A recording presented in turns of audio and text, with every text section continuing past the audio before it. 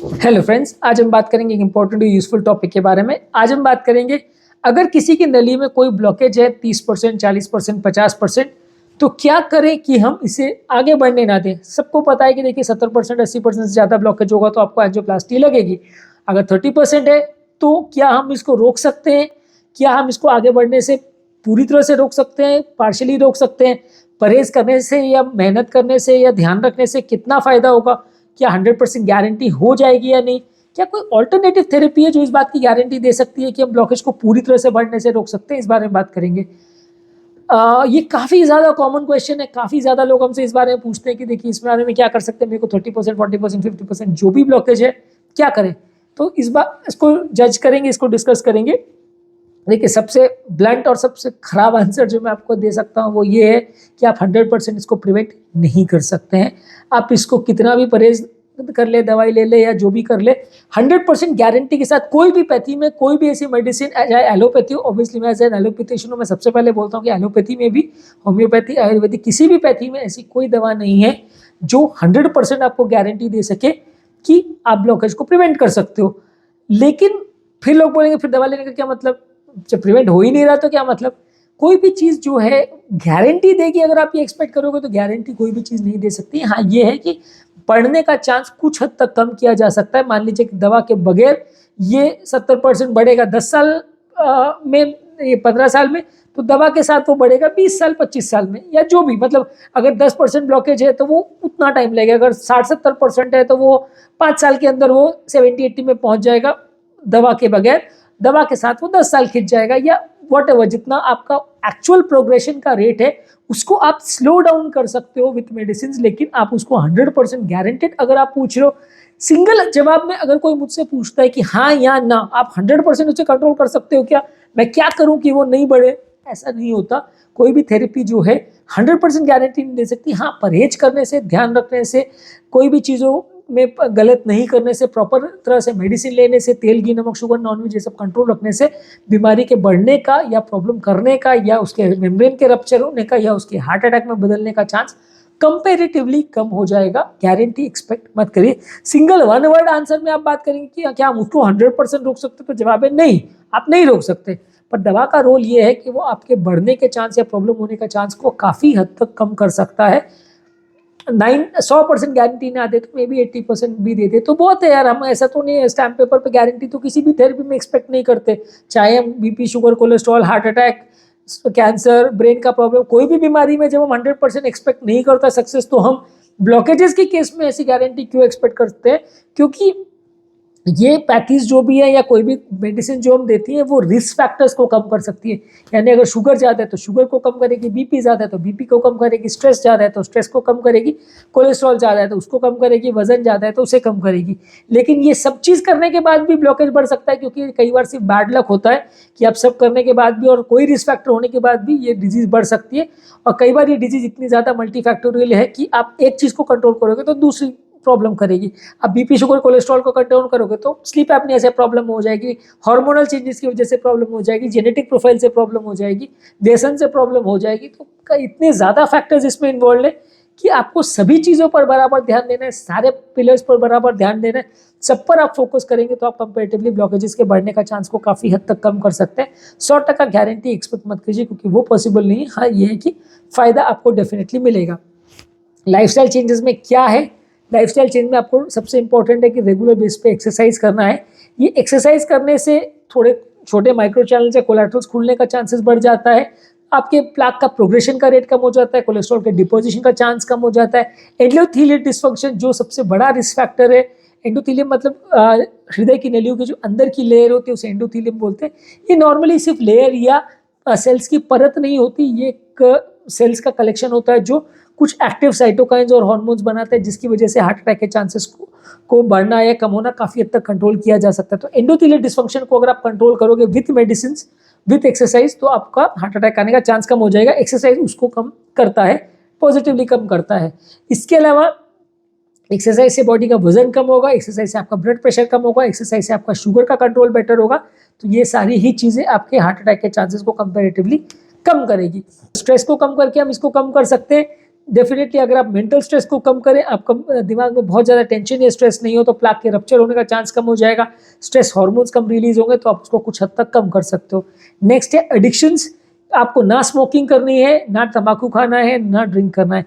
Alcohol का कई लोग बात करते हैं कि रेड वाइन लेने से क्या ब्लॉकेजेस खुल जाएंगे। रेड वाइन तो काफ़ी लोग बोलते हैं ब्लॉकेजेस के लिए बहुत अच्छी है। रेड वाइन थोड़ा सा एचडीएल लेवल्स को बढ़ाता है, ट्राइग्लिसराइड लेवल को थोड़ा मॉड्यूलेट करता है, एलडीएल लेवल्स को माइल्डली थोड़ा कम करता है, पर ओवरऑल कोई भी ऐसी बड़ी ट्रायल या स्टडी नहीं है जो ये शो करती है कि वो एक्चुअल में ब्लॉकेज को कम करता है।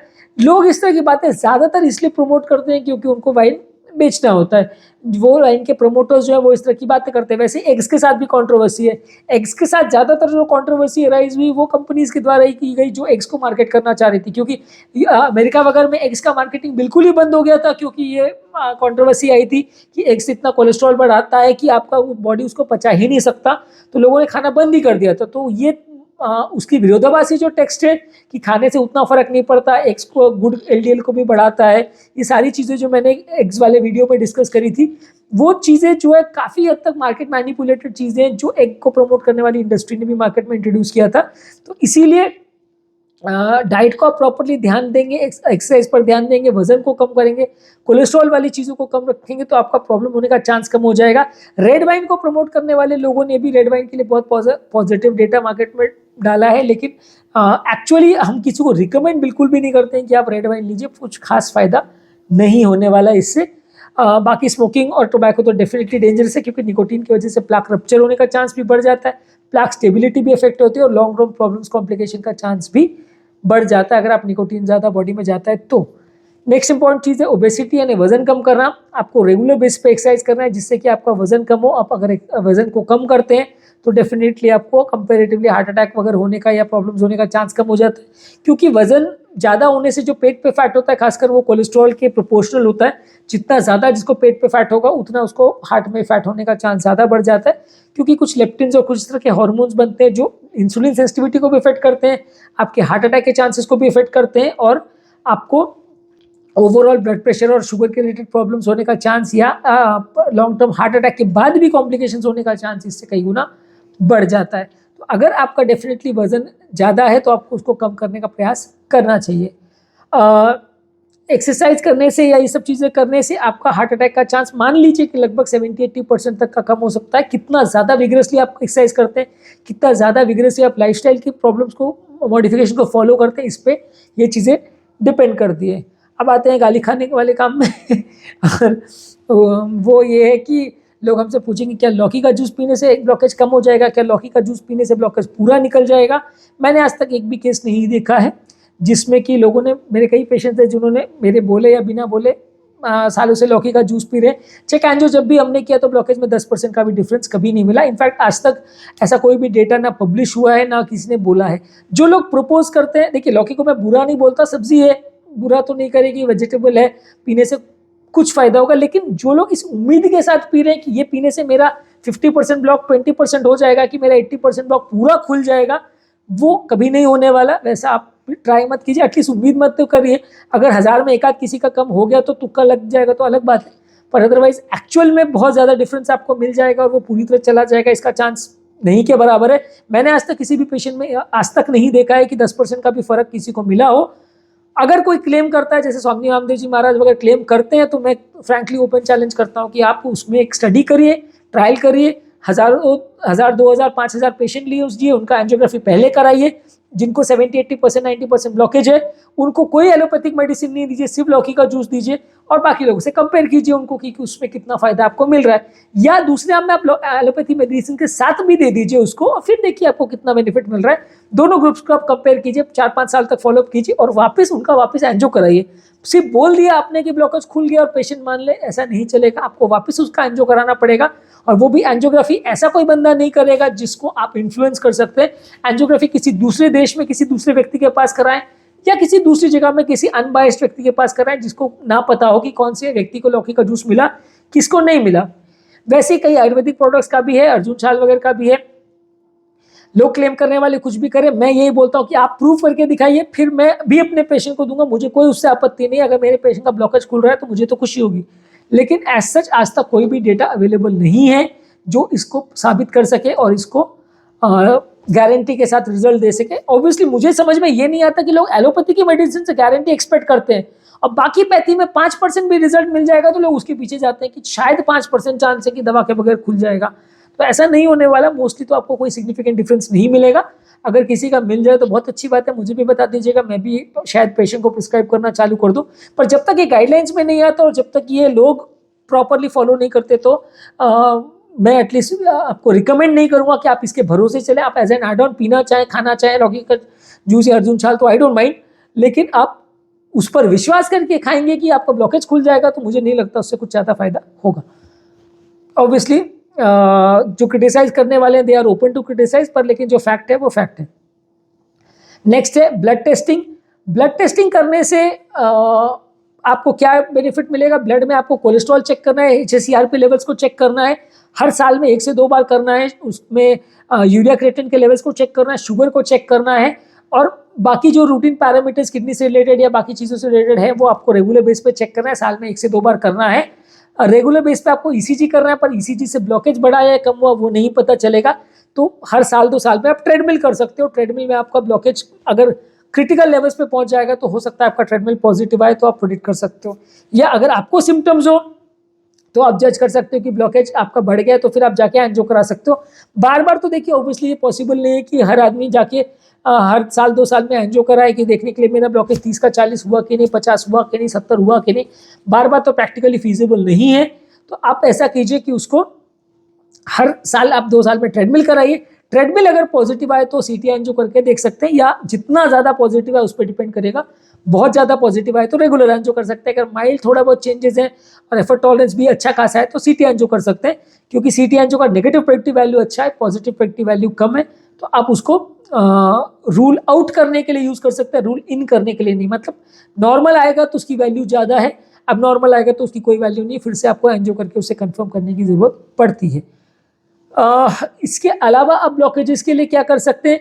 अगर किसी पेशेंट में अगर आपको ब्लॉकेजेस डिटेक्ट हुए हो तो खून पतला करने की दवा आपको देनी पड़ती है, और कोलेस्ट्रॉल कम करने की दवा लॉन्ग टर्म आपको देनी पड़ती है। साथ में अगर हार्ट फेलियर है या कोई और रिस्क फैक्टर्स है तो उसे कंट्रोल करना दवाइयों से ज़रूरी है। खून पतला करने की दवा ज़्यादातर सिंगल एंटीप्लेटलेट दिए जाते हैं जिनको 20-30-40% का ब्लॉकेज हो। अगर बहुत ज़्यादा क्रिटिकल ब्लॉकेज हो तो आपको डबल एंटीप्लेटलेट देना पड़ता है अगर 70-80-90% का ब्लॉकेज हो।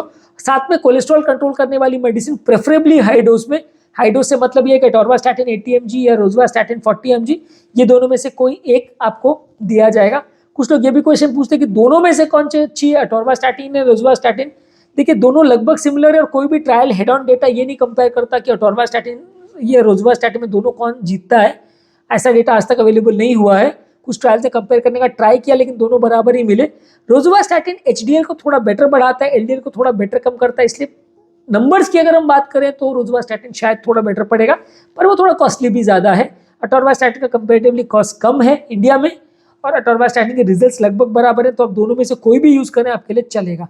पर हाँ, ये ब्लड थिनिंग मेडिकेशंस जो है आपको क्रिटिकल ब्लॉकेज में देने हैं, 10-20% या 5% ब्लॉकेज में नहीं देने। कोलेस्ट्रॉल वाली मेडिसिन आप दोनों किसी भी लेवल पे दे सकते हो, उसमें उतना सिग्निफिकेंट साइड इफेक्ट्स नहीं है, और ज़्यादातर अगर पेशेंट को साइड इफेक्ट्स नहीं हो तो सबको देना चाहिए। रेगुलर बेसिस पे पेशेंट को फॉलोअप करना पड़ेगा, पेशेंट को हेल्थ चेकअप के लिए आना पड़ेगा, एनुअल ब्लड चेकअप और इको ट्रेडमिल ये सब कराता रहेगा पेशेंट। तो ब्लॉकेजेस अगर बढ़ेगा तो उसको पता चलेगा और वो टाइम पे एंजियोप्लास्टी या ट्रीटमेंट कर सकता है।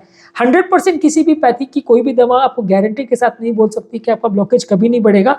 आपको सब चीज़ को डेटा के साथ देखना है कि कौन सी चीज़ें क्या बोल रही है और उसमें आपको किस चीज़ को फॉलो करना है। एनेक्डोटल थेरेपी जैसे वो कीलेशन थेरेपी और ECP के चक्कर में मत जाइएगा। ECP खाली क्रिटिकल ब्लॉकेजेस के लिए रिकमेंडेड है, वहां पे जहाँ पे एंजियोप्लास्टी या बाईपास फीजिबल नहीं है। It is not an alternative to angioplasty और bypass, it is just for palliative care, यानी जहाँ पे ये फीजिबल नहीं है उसी चीज़ के लिए USFDA ने अप्रूव किया है। लोग इंडिया में कुछ भी बोलते हैं, मेरे को तो कई ऐसे पेशेंट भी फोन नहीं करते हैं जो 20-30% ब्लॉकेज में ही ECP करवा लेते हैं। अब बेवकूफ़ी की लिमिट होती है, लोग इतनी बेवकूफ़ कैसे हो सकते हैं मुझे नहीं पता। खैर गलती पेशेंट की भी नहीं है, गाइड करने वाले डॉक्टर्स ही कई बार उनको चीट कर जाते हैं कमीशन के चक्कर में, आई डोंट नो पता नहीं क्या क्या चक्करों में वो ऐसी फेक थेरेपीज के लिए भी पेशेंट को भेज देते हैं और पेशेंट बेवकूफ़ बन के या चीट होके आ जाते हैं। तो ऐसी चीज़ों के आप चक्करों में मत पड़िए। 20-30-40-50% इवन 80% भी ब्लॉकेज है तो साइंटिफिक थेरेपी करे वो ज़्यादा अच्छा है। अनसाइंटिफिक थेरेपी के चक्कर में मत जाए, इनका रोल खाली पैलिएशन में है, थेरेपी के बदले इनको मत ट्राई कीजिए, क्योंकि बदले अगर आप ट्राई कर रहे हो तो आपका इंटेंशन ये है कि मेरे को बदले में कोलैटरल्स खुल जाएगी तो मुझे एंजियोप्लास्टी बाईपास नहीं करना पड़ेगा, जबकि वैसा कुछ नहीं होगा। आपको खाली 2-3 महीने का पेन रिलीफ मिलेगा। और फ्रैंकली ईसीपी के लिए जाने वाले इंडिया में 95% लोग इसीलिए जाते हैं कि वो चाहते हैं कि वो एंजियोप्लास्टी बाईपास ना करना पड़े, जबकि एक्चुअल रियलिटी है कि 95% उनको ही जाना चाहिए जिनको एंजियोप्लास्टी बाईपास फीजिबल नहीं है। अपने यहाँ उल्टा है कि अपने यहाँ लोग एंजियोप्लास्टी अवॉइड करने के लिए जाते हैं और बाद में फाइनली जब पेन से परेशान हो जाते हैं तो एंजियोप्लास्टी बाईपास करना ही पड़ता है। हार्डली 5 या 10% ऐसे लोग हैं जो लॉन्ग टर्म एंजियोप्लास्टी बाईपास को ईसीपी या इस तरह की थेरेपी को चक्कर में पड़ के अवॉइड कर पाते हैं। तो आई डोंट थिंक इस तरह की फेक थेरेपीज में आपको जाने का कोई फायदा है। और खासकर early in the stage of disease जहाँ 30-40-50% ब्लॉक है तो वहाँ बिल्कुल इन चक्करों में मत पड़िए। अगर कोई डॉक्टर आपको इस तरह की बात कर रहा है या आपको इस तरह की गाइडेंस दे रहा है तो उससे डबल चेक करिए कि वो आपको इस तरह की सलाह क्यों दे रहा है और कहाँ किताब में लिखा हुआ है कि 50% केस में या 40% केस में ईसीपी से वो खुल जाएगा कि कोलैटरल्स खुल जाएंगे। वो बिल्कुल बकवास बात है। डेफिनेटली ये फ्रॉड हो रहा है आपके साथ, आप उसको चक्करों में मत पड़िए। तो आज इस टॉपिक के बारे में जो हमने बात की कि अर्ली स्टेजेस ऑफ ब्लॉकेज अगर आपको डिटेक्ट होना है तो आपको क्या करना है, क्या कोई दवाइयाँ या टिप्स और ट्रिक्स ऐसी है जिससे आप ब्लॉकेजेस को प्रिवेंट कर सकते हो। 100% गारंटी के साथ तो कुछ नहीं है, लेकिन हाँ जितनी सारी लाइफस्टाइल मॉडिफिकेशन अगर आप कर सकते हो तो वो आपके ब्लॉकेजेस को प्रिवेंट करने में कुछ हद तक मदद करेगी। यदि इस टॉपिक को संबंधित आपकी कमेंट्स कोई सजेशन है, कोई और टॉपिक से संबंधित आपकी कोई व्यूज़ है, कोई और टॉपिक्स पर आप चाहते हैं वीडियोस बनाएं, या बहुत सारी मेरे लिए गालियां हैं क्योंकि मैंने अर्जुन झाल और लौकी का जूस को भी क्रिटिसाइज किया, तो ऑब्वियसली गालियां तो सुननी पड़ेंगी, उसमें कोई बड़ी बात तो नहीं है। आजकल तो मज़ा भी आने लगा लोगों के कमेंट्स और गालियाँ सुन के। लेकिन फिर भी अगर आपके कोई कमेंट्स हैं तो मैं चाहूँगा कि आप साइंटिफिक रीज़न करें, मेरे साथ वाद विवाद करें गालियाँ देने के बदले, कि आप डिस्कस करें कि कहाँ ऐसा लिखा है और कौन सा ऐसा डेटा है। अब ये मत बोलिएगा कि ऋग्वेद में लिखा है 5000 साल पहले या जो भी 2-4-5 हज़ार साल पहले कि उसमें लिखा है इसलिए वो सही है, वो साइंस नहीं है।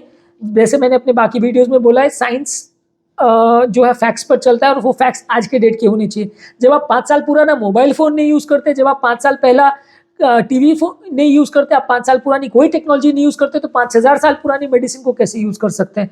लोग 5000 साल पुरानी सर्जरी नहीं कराते, लोग 5000 साल पुराने एनेस्थीसिया को फॉलो नहीं करते। उस जमाने में तो एनेस्थीसिया होता ही नहीं था, 4 आदमी मिलकर लोगों को पकड़ के पत्थर से मार मार के तोड़ते थे सर और ऑपरेशन करते थे। तो उस जमाने में तो सर्जिकल इंस्ट्रूमेंट्स भी नहीं होती थी, कोई एंटीबायोटिक नहीं होते थे। सब चीज़ों में लोग मॉडर्न मेडिसिन को मांगते हैं, लेकिन जहाँ दवाइयों की बात आती है और खासकर हार्ट की दवाइयों की बात आती है वहाँ लोग ऋग्वेद की बात पे आ जाते हैं कि ऋग्वेद में 5000 साल पहले ऐसा लिखा था। तो आई डोंट थिंक उसका कोई भी लॉजिकल सेंस है, और इस तरह के लोग को आई डोंट नो वो ऐसा लॉजिक कहाँ से लेके आते हैं। लेकिन ये इस तरह के लोग को मैं सिर्फ अंधविश्वासी कहूँगा। और देखिए, साइंस जहाँ है वहाँ अंधविश्वास के लिए कोई जगह नहीं है। साइंस और अंधविश्वास विरोधाभासी चीज़ है। जहाँ आप अंधविश्वास कर रहे हैं तो आप साइंस को भूल जाइए, जहाँ आप साइंस पर जा रहे हैं तो अंधविश्वास को भूल जाइए। अगर आप अंधविश्वासी है तो फिर आप भूल ही जाइए कि आपको इलाज करवाना है। आप उसमें ये है कि जो अंधविश्वास के नाम पे आपको दे दिया जाएगा आपको वही मानना पड़ेगा, और भले उससे आप जिए मरे वो आपकी किस्मत। ये जो लोग हमारे चैनल पे नए हैं उन्हें रिक्वेस्ट करूँगा कि चैनल को सब्सक्राइब करें। ऐसा करने से चैनल को कंटिन्यू करने हमें इंस्पिरेशन और मोटिवेशन मिलती है।